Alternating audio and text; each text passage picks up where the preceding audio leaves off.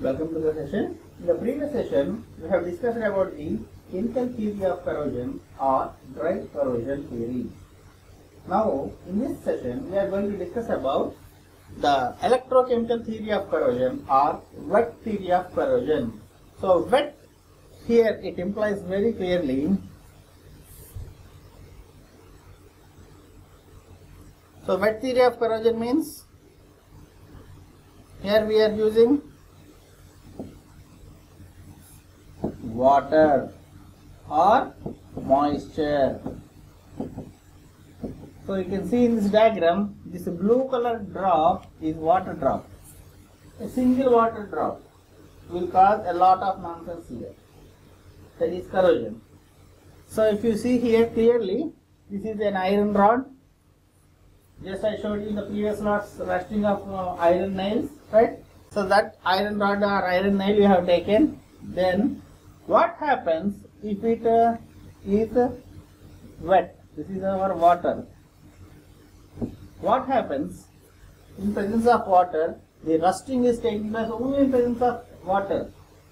So why is it called as wet theory of corrosion? Because this corrosion takes place only in presence of moisture. If there is no moisture, that is, if there is no water, then this metal is not going to corrode. Now we will discuss in detail. So here is the same diagram. Let me explain here only, then we will see the sentences. So see here. So this is the rust is forming not in the water droplet. This water droplet, this is layer, you can see this is not even. So that is uneven surface. So it is rough surface. So water droplets stuck on it. Is it clear? When the surface is smooth, you should remember this also to avoid corrosion. If the surface is smooth surface, then if you pour some water also, immediately the water will get down. But if it is a rough surface, water droplets stick to it. When they stick, then starts our program. So we are assuming this one droplet is sticking here to this iron rod. So what happening here? Where there is water, there is no oxygen. I hope you understand it. When there is water, if your hand is deep in water, can you breathe? No, because there is no oxygen. Similarly, iron, which is covered with water droplet, cannot have oxygen. But the remaining part, is there any water here? No, everything is oxygen. So oxygen is present everywhere except in this drop. Now comes the difference, that is oxygen concentration gradient, that is called OCG. When the oxygen concentration gradient is different, means here there is no oxygen here to this part where I put the draw the red line. Here there is no oxygen, and remaining part here there is oxygen. So there is an oxygen concentration is different. So what happens here? Similarly, when we see the water, a swimming pool is there, immediately what we do? We remove the clothes, we start swimming. Similarly, here there is water, immediately iron removes the clothes. Here the clothes means 2 electrons. And it converts into Fe+2 and jumps into the water. So the iron is giving 2 electrons, so it becoming anode. Anode. So 2 electrons are given by this iron. So from here it is jumping here to form Fe+2. Fe+2. So iron has changed from Fe to Fe+2 at anode. Where this is happening, where there is no oxygen, so they started swimming. Very good. But what about here? There is oxygen here, and this oxygen react with this water by taking these electrons. Sir, you said iron is giving electrons here only. How did these electrons come this side? Are we connecting any circuit outside? No. But still, how are these electrons transferred to this oxygen here? Because this is the iron rod. Iron conduct current. That is the basic concept you should be remembering. Don't again ask externally, are we connecting any circuit, sir? How are these electrons from anode transferred to cathode? No, not externally. The rod itself acts as a conductor, right? So the electrons are coming here. See here, the electrons are coming this side, where there is oxygen. The electron has come here and it started the reaction. Oxygen, here is some water. You remember, oxygen requires water to form this OH minus. and by the time Fe plus 2 which is entered into the water, by coming out it will have OH minus ready. So Fe plus 2 reacts with this to form Fe plus 2 react with this to form Fe OH twice, ferrous hydroxide. Slowly what happens at the junction, remember that word junction, up to here there might be water. Up to here there might be water. At the junction what happens? Oxygen, water and air. All are here. The metal is there, air is there, water is there. At the junction of this, what happens? There is a function. That function is only called as corrosion. So now we will have a song here at the junction. At the junction what happens? Oxygen starts its reaction to form OH minus ions, and again even in presence of a little amount of an acid, it will be converted again into water molecule, right? So here at this junction we have our rust. So this theory is called as wet theory of corrosion. Wet theory always require what? Water. So if there is water, there is no oxygen. Right? That part where covered with water acts as anode. Alternatively, automatically the other part acts as cathode. So these are the anode reactions, these are the cathode reactions, and you observe very clearly rust is not formed inside the water droplet or outside somewhere again. It forms exactly at the junction where the water droplet meets the air. Clear? So now this I should explain you in detail in the form of sentences. So here very clearly, when the metal is exposed to the environment along with the moisture, this is very important to be remembered, along with the moisture, then only we call it as wet theory. Wet theory requires moisture, always moisture. Wet theory means moisture. It undergoes the corrosion due to the formation of two areas. What is that? One is anode, another one is cathode. So here it is. This is anode, this is cathode. By the formation of anodic and cathodic areas on the same metal or between two different metal surfaces also it can form in presence of moisture. Don't forget this, in presence of moisture. It is called as electrochemical theory of electrochemical corrosion or wet corrosion. Wet why? Because we are using water molecule. So wet corrosion. So the moisture acts as a conducting medium. Clear? Right. So anodes and cathodes are formed, I said. Yes. Sir, which one is formed in the anode? When the metal is in contact with a conducting liquid, then again anode cathode comes out. Due to the formation of oxygen concentration gradient, I just now was saying about OCG, due to the differential aeration. Because here where it is covered with water, there is no oxygen.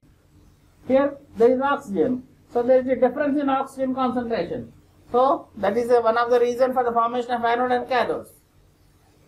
Next one is when the two metals are in contact with each other, then also there will be a difference, and one metal acts as cathode, other metal acts as anode. Next, when the metal surface is subjected to some stress, so if you take an iron rod and bend it and leave it for some days, what happens? At some point junction where that is bending, there starts the corrosion. This is all coming under our wet theory of corrosion, right? So what are the reactions at anode? So anode is this one only, right? Where it is covered with water. Where the metal is covered with water, that is called anode. Anode is very simple reaction. Metal loses the electrons. So at anode oxidation takes place. Simple. For in our example we have taken iron. So Fe gives rise to Fe plus 2 electrons. That's all. This is called anodic reaction. Next one is cathode. What happens at cathode? So at cathode, reaction depends upon the nature of corroding environment. Nature of corroding environment. Because I said environment means oxygen only is there. No. First, in the absence of oxygen, sir, you said if there is oxygen, rusting is formed. Very good. If there is no oxygen, what happens? Will the rust stop? Or will there some other thing happen? Now we have to verify it. So we shall say in the absence of oxygen. Then what happens? Then in the absence of oxygen means there should be some other thing here. It may be acidic character or a basic character. If acidic medium is present, Be very clear here. There is no oxygen we are saying. Only water is there and the other side is acidic medium. If there is acidic medium, in the absence of oxygen, immediately hydrogen gas is released. That is what I have written here, evolution of hydrogen. Hydrogen gas is released. The 2 electrons are consumed here and hydrogen gas starts releasing. And the second case, no sir, no. If there is acid, we said it is corroding. Now we shall take a base, alkaline medium. Then what happens? Water also again takes these 2 electrons and again hydrogen gas is released. So in the absence of oxygen, be very clear, we are taking the reaction at cathode in 2 cases. One in the presence of oxygen, second one is of the absence of oxygen. First we will see absence of oxygen. Then what happens? In the absence of oxygen, hydrogen gas is evolved. Here also H2, here also H2 gas is formed. So now we will go for presence of oxygen. Sir, no, there is presence of oxygen. Then what happens?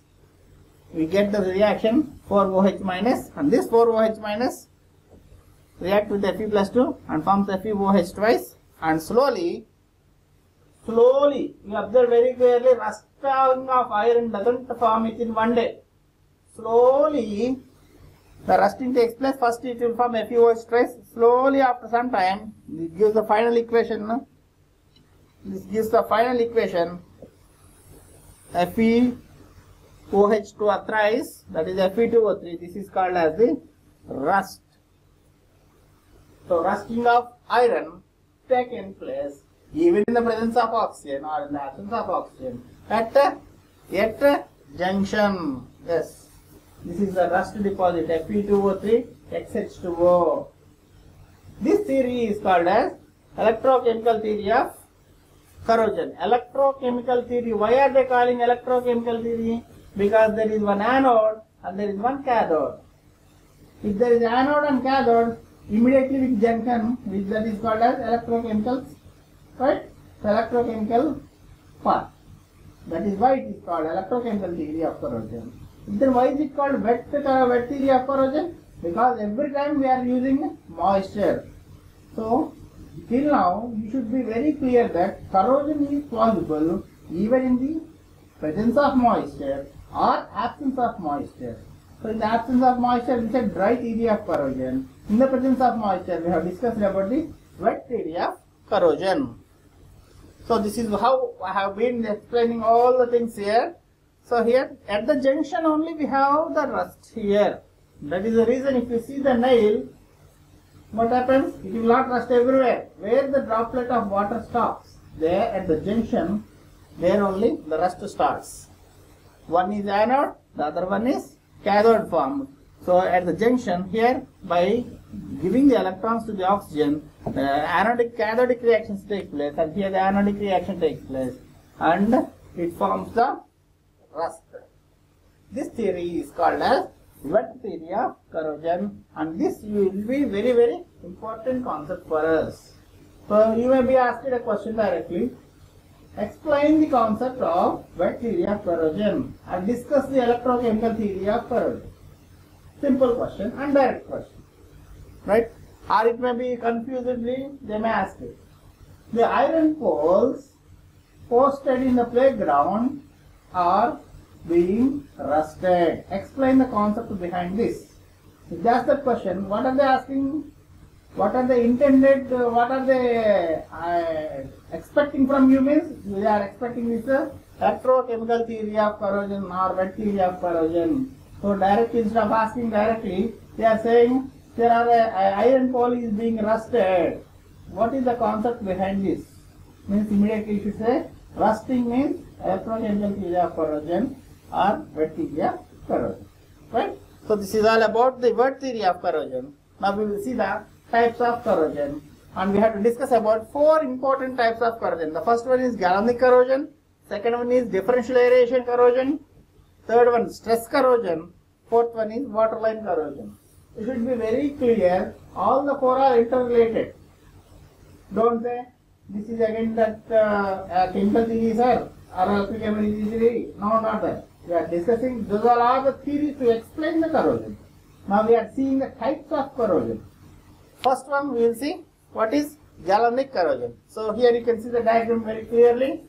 So we have taken a brass screw and put a nut. This is a mild steel nut. Immediately what happened? It undergoes corrosion. This brass is as it is. It is not having any problem.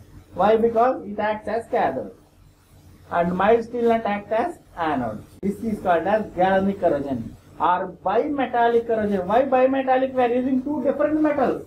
Never combine two different metals. That you should remember. If there is a junction, immediately there will be a function called corrosion. That's all. So it is called as a differential metallic corrosion. Galvanic corrosion is also called as a differential metallic corrosion. Why? Because we are using two different metals. So two different metals. So when two dissimilar metals are electrically connected and exposed to an electrolyte, the metal higher in the electrochemical series, very important is this. The metal higher in the electrochemical series, yesterday's slots we were discussing about its electrochemical series. It undergoes corrosion, means it acts as anode. Remember always, cathode is protected, anode is corroded. That's all. The basic principle you should remember in corrosion is anode, the metal which is acting as anode is corroded. Which is acting as cathode is protected. In order to protect a metal, we should make it as an anode or cathode. Yes, you have to make it as a cathode, not anode. Anode is always corroded. Cathode will be protected. If you remember this simple rule, it will be easy for you to understand all the types of corrosion. So this type of corrosion is also called as galvanic corrosion. So this is what I was showing the previously. When two metals are in contact with each other in presence of moisture, the metal which is having less reduction potential undergoes oxidation, and this undergoes oxidation. I said that is what anode takes place. At anode metal undergoes oxidation, and the metal which is having high reduction potential, it undergoes reduction and it is protected. So this our brass screw is cathode. So this is cathode, it is protected. This is anode, this is rusted or problematic completely. So instead of that I am showing a different figure. Now we will take aluminium and copper. If you see in the electrochemical series, aluminum will be in the higher position and copper is in the lower position. Then I told you previously which one is going to corrode. Aluminium is going to corrode or copper is going to corrode? Yes, aluminium. Why? Because aluminium acts as anode and copper acts as cathode. So at the junction, when the electrolyte seawater is there, see here the corrosion is taking place only on aluminium, which is reactive. So what are the reactions here? At anode, this is the anode, no? Aluminium gives Al plus 3 electrons. These 3 electrons, I said there is water here. So these 3 electrons will be absorbed by water to form OH minus ions. So Al plus 3 here and OH minus here, it forms aluminium hydroxide. Aluminium starts corrosion, but no copper is disturbed. Copper remains inert. This is very important because this is a cathode. Any metal which acts as cathode is protected. If it acts as anode, it is corroded. So here aluminium is protected or corroded? It is corroded because it is acting as anode, and cathode is copper, it is inert. So this type of bimetals, two different metals are combined in presence of water, moisture or electrolyte, whatever may be the case. Then it is bimetallic corrosion, or simply we can call it as galvanic corrosion. Now we will go for the second type. This is called differential aeration corrosion. The name itself says that, sir, you said you should not mix two different metals. Now you take one single metal. But still we are getting corrosion, means same. For that we have this. So see this car. So this one is completely corroded. Here it is completely made up of iron only. But still why is it rusted? Some place there is some air, some place there is no air. So that is called as differential aeration corrosion. In the same metal, so in this type, when the same metal is exposed to different air concentrations, OCG I was saying, oxygen concentration gradient. It's same metal we are taking, but at some place we have more oxygen, at another place there is no oxygen. Then comes the problem here. So this causes a difference in potential between the differently aerated areas. So the metal which is in contact with more oxygen acts as cathode. Very clearly you should remember what is the cathode here. So if this is there, I have dipped in water. For example, we have taken a zinc rod and dipped in water, so half of it. So the rod which is present in the water, which is less oxygenated, it acts as anode, which is outside acts as cathode. Now, which is rusted, anode is rusted or anode is corroded or cathode? Anode is corroded.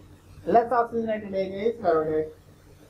More oxygenated area is stable. So the less oxygenated part of the metal acts as anode. This you should remember. Simply every type of corrosion you have to see which is acting as cathode and which is acting as anode. Anode is corroded, cathode is protected. Remember the basic rule of corrosion. Thumb rule. So consequently, different aeration is there, right? So we will get a differential current. So the oxidation takes place at anode and gets corroded. So this is the anode here. So I have placed a zinc rod. So the corrosion takes place at the tip, not here, because this is cathode. This is cathode. And this is our anode. Corroding taking place. So differential accounts for the corrosion of metals are partially immersed in solution just below the water line. So if they are partially immersed, then corrosion takes place. This type of corrosion is called as differential aeration corrosion. So I will show you with the diagram here. I told you. So this is a zinc rod. I placed it here in a salt solution. So here that is less aerated area. This is acting as anode. Remember this, less aerated area is anode. More aerated area is cathode. So anode is always corroded. Are there any two different metals? No. So it is not galvanic corrosion. This is called as differential aeration corrosion. So zinc is partial example. Placed in an NaCl solution. Then what happens? The parts immersed show smaller oxygen concentration and zinc will dissolve at the anodic areas only. So zinc starts dissolving slowly here only at the anodic areas. Will it touch any cathodic area? Never. Cathode is always protected. Anode is corroded. That you have to very clear. So oxygen will take up the electrons and cathodic areas to form hydroxyl ions. OH minus ions they are going to form. And the circuit is completed by the migration of the ions through the electrolyte. So for example, what are the reactions taking place at anode and cathode? Anode is always zinc here, I said. Zinc. The metal is completely zinc rod only. Then why is it one side of the zinc rod is acting as anode and other side acting as cathode? Because which is present inside the water, this is acting as anode because there is no oxygen. And this one which is exposed to air, it is acting as cathode. So what is the anode reaction? Zinc gives rise to Zn plus 2 plus 2 electrons. At cathode what reaction takes place? There is oxygen. So it gives OH minus ions. So Zn plus 2 OH minus both form ZnOH twice. So slowly zinc dissolves in the which area? Anode area or cathode area? Anode area. This is to be very clearly remembered. Anode will be corroded. Cathode will be protected. This is all about differential aeration corrosion. Now we shall see the third type of corrosion, stress corrosion. So you will be also feeling very much stressed by listening so many of lectures, so many of subjects, so many of problems, right? With the friends. So what happens then? You will say, "Sir, we are high stress. How can we relieve this stress?" So simply sleep. That's all. But what about here? Why is this metals? Can metals also feel the stress? Yes. You are sitting in an iron chair. What happens? You are applying some force. So there will be stress here. Then the iron chair also undergoes stress. If there is stress, then automatically there will be strain according to your physics law. But here in chemistry, the corrosion takes place. So what is this stress and what's going on here? So see here that stress means there are two combinations. One is static tensile stress. The second one is the corrosive environment of the metal. Daily if you sit on the same chair, no problem. That is only happening. Everything is fine. But if there is any corroding environment around that chair, means half of the small amount of water you have poured on the chair, then starts our stress corrosion there.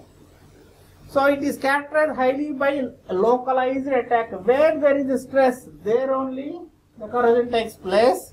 It will be occurring, and overall corrosion is negligible. Hope you understand. If you see the chairs, not these plastic chairs, olden days there are iron chairs. See, if you observe them, where it is rusting or corrosion takes place means only at the bottom legs only corrode more when compared with the other parts. Why? When you sit on the chair, 4 legs undergo stress locally.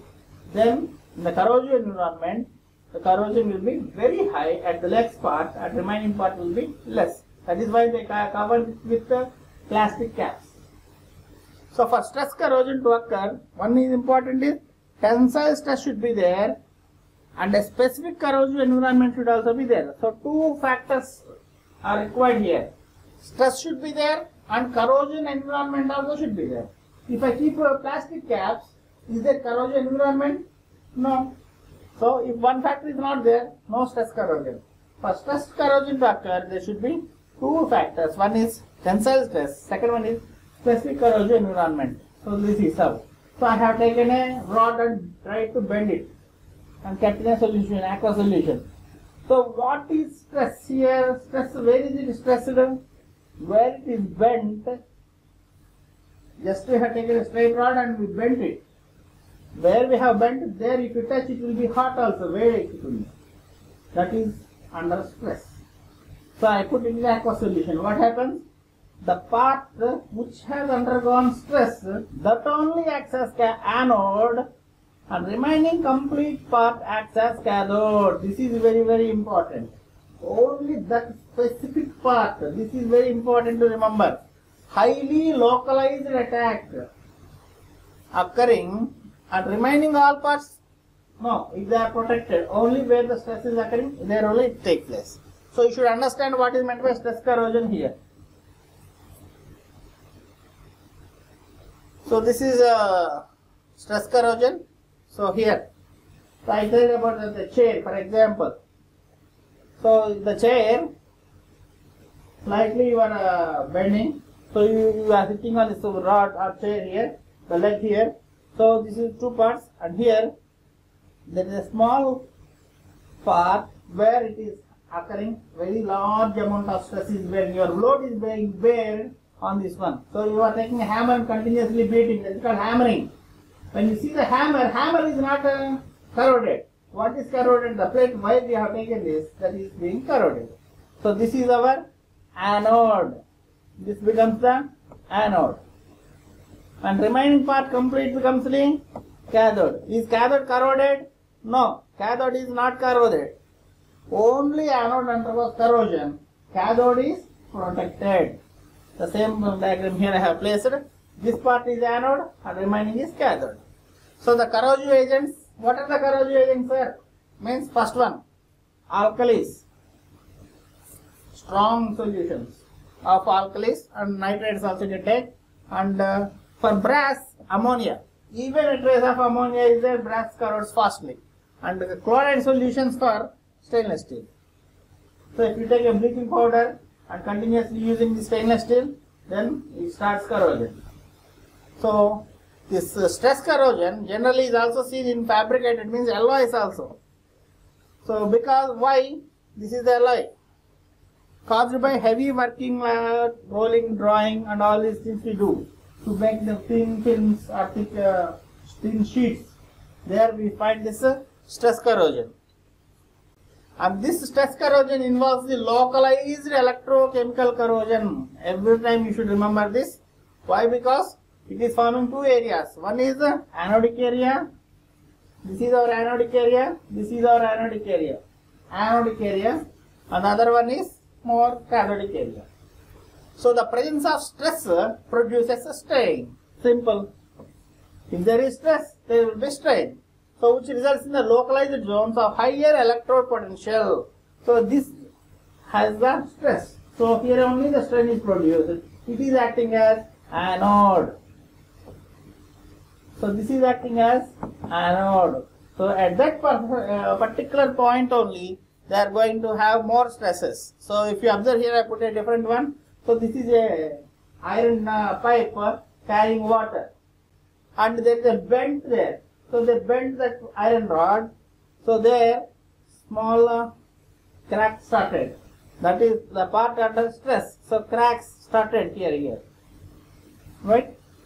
So this becomes chemically active, and even by a mild corrosion environment also they form a crack. A crack is formed here. This crack slowly starts from one side and propagates to the other side. Slowly starts and continuously moves. What happens? The crack will be increasing. So it will create a highly problematic problem. And generally it is observed in metal parts which are under continuous mechanical operations. So hammering or annealing like this. So continuously if you hammering it, then the hammer will be having this stress corrosion. And the part which undergoes stress acts as always anode. Remember this point, and gets corroded. So the stress corrosion, till now what I have discussed is only one important point. What that is, the part which is under stress acts as anode and gets corroded. The remaining part of the metal acts as cathode and it is protected. Anode is corroded, cathode is protected. So this is our stress corrosion. So we shall see the examples. So first one is season cracking. So see here, this is the brass. So this is in the beginning. But slowly, why did it crack here? See here, you can see the cracks here. So why did it crack like this? Why? Because, so this is called as season cracking, because generally we see when the highly stressed alpha brass, they undergo intergranular cracking. Small cracks starts there in the presence of ammonia. Very important here. I said there should be two factors. One is stress. The second is corroding environment. Right? If there is corroding environment, means a little amount of ammonia is there around this brass, immediately it starts cracking. This is called as season cracking. So it is particular. This is also an example of stress corrosion. So here there is a stress and presence of ammonia. Right? So all the boundaries it starts and resulting in the formation of cracks in presence of high tensile strength. So season cracking is an example of stress corrosion. Next one is caustic embrittlement. So see this is also a iron pipe, water pipe. So there was caustic means in presence of a base. So in the previous example we have seen the presence of ammonia. Traces of ammonia, they cracked the brass. For iron, alkali here, alkaline solution at a higher temperature. Even in the mild steel, you have taken the mild steel. So they start here, they form hairline cracks. First the crack is very minute, you can't detect it. But gradually the crack size increases in its size and gives our, particularly we use this in steam boilers. We get this caustic embrittlement because boilers, they continuously heat and produce a steam. The high pressure, that is creating a stress. And in presence of corrosive environment, there should be alkaline solution. Immediately, mild steel plates are being cracked. So this process is called as caustic embrittlement. This is up to now we have discussed all about stress corrosion. Now we will go for the last topic that is called waterline corrosion. The name itself says waterline, means so we have taken a glass of glass here. Let us take a copper glass and we have poured up here water we have poured here. This is called waterline. First we see clearly ship. This is a ship. Ship will it completely immerse? No. Will it completely float? No. So look here up to where the ship has floated or where it is immersed, you can see clearly a line here. This is called as water line. So below this, the ship is inside the water. Above that, it is outside the water.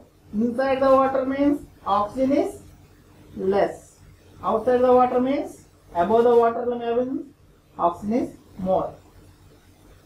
So here the same thing.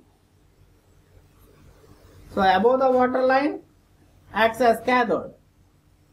More oxygen is there. Below the water line acts as anode. There corrosion takes place. Very, very important. So below the water line acts as anode. Anode means corrosion. So this is corrosion, anode, and this is cathode. So here this is anode and this is cathode. We have taken the copper cup or copper glass, we have poured some water and left like that. Or even you can see in your aluminium buckets. In your home, if you see the aluminium bucket, if your mother forget to completely empty it, what happens? Up to where the water is there, you can see a white color, bright color is there, and above that dark color, black color will be observed. That is called water line corrosion. The cathode part is protected, the anode part is corroded. Remember that point. So in case of ships, generally waterline corrosion is also accelerated because of these marine plants are there, and also some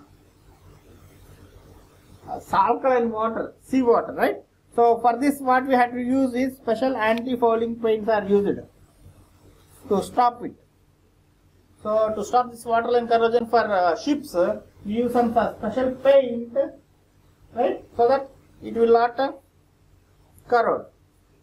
So this is an example of what I showed you there. So I have taken here a copper cup. So this is our water line, this is our water. So just below this you will have the corrosion here. So this is the corrosion. So this is anode and this is the cathode. I said anode is corroded and cathode is protected. Exactly at the junction only it undergoes. So this water line occurs just underneath the meniscus. I want you to understand this important word. So this is all about the types of corrosion. So till now we have discussed about what is the electrochemical theory of corrosion, and then we have started about the types of corrosion. There are 4 important types of corrosion. The first one is the galvanic corrosion. The second one we have discussed is differential aeration corrosion. The third one is the stress corrosion. And the fourth one is the waterline corrosion.